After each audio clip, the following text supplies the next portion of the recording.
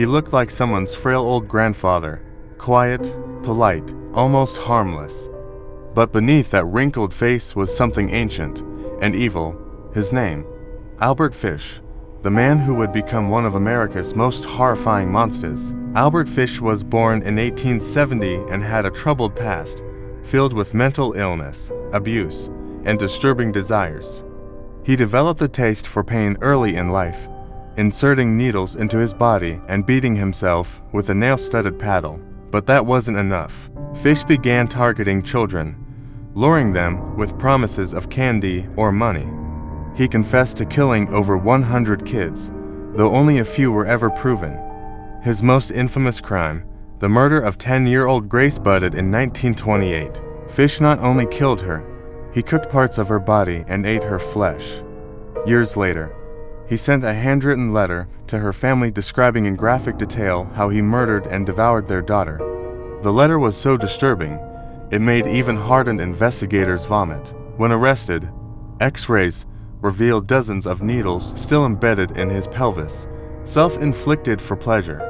Albert Fish was executed in the electric chair in 1936.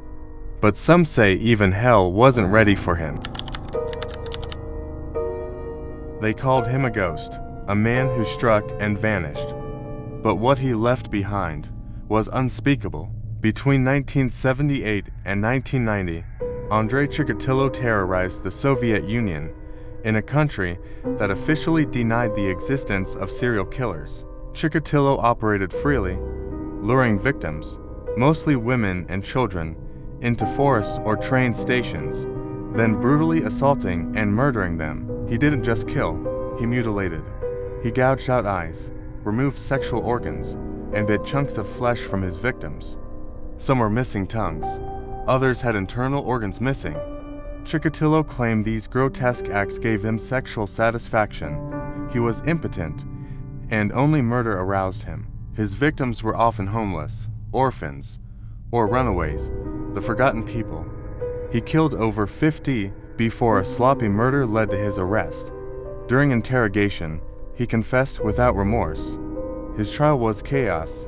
He ranted naked in a cage, screamed at the press, and laughed as families of the dead wept. He was executed by a gunshot to the back of the head in 1994.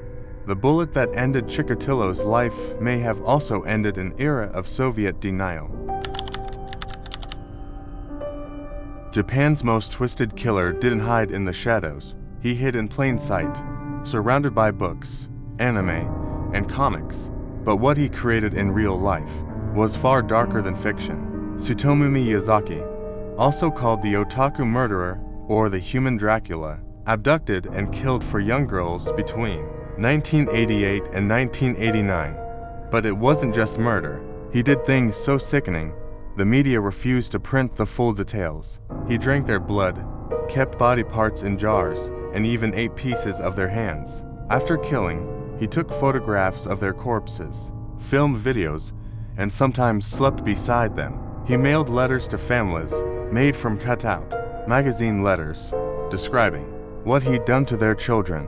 When police finally raided his home, they found over 5,000 videotapes, including recordings of his murders, child pornography, and horror films. But the true horror was that Miyazaki believed he was guided by a demon version of himself, a split personality he called Rat Man. He showed no emotion during trial, no remorse. He was hanged in 2008. But Japan never truly recovered from the evil he unleashed.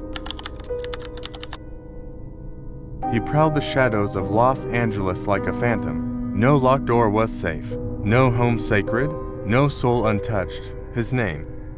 Just a guy. Richard Ramirez. But the media dubbed him the Night Stalker. Born in 1960, raised in El Paso, Texas, Richard grew up idolizing violence. As a teenager, he was mentored by his cousin Micah Vietnam, veteran who showed him Polaroids of mutilated bodies and taught him how to kill.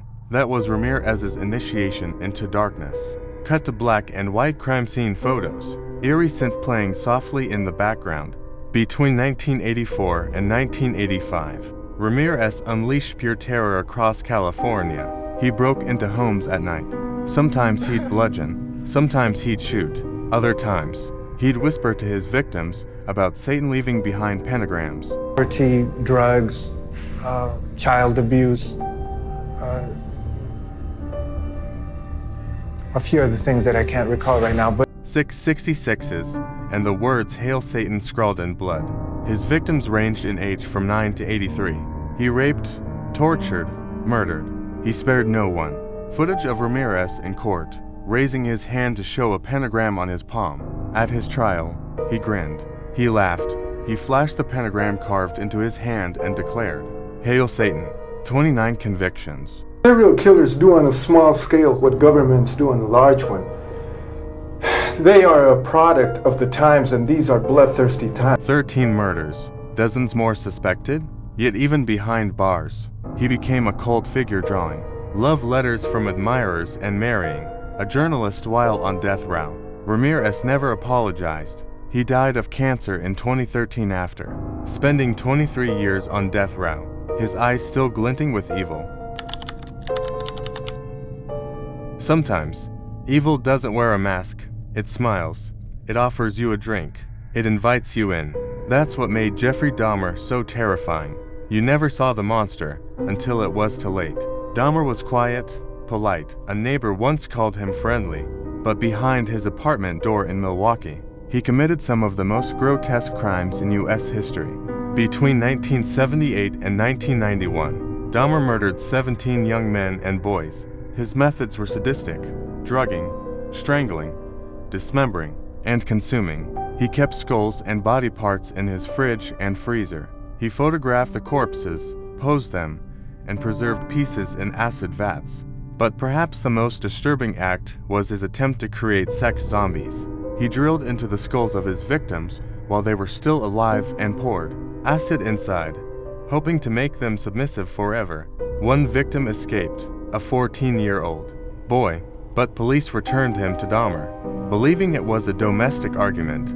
When finally caught in 1991, officers discovered a full-blown horror scene, photographs, remains, and even human hearts in his fridge. Dahmer confessed everything calmly. "I was creating my own private altar." My name is Rita Isbell, and I'm the oldest sister of Errol Lindsay.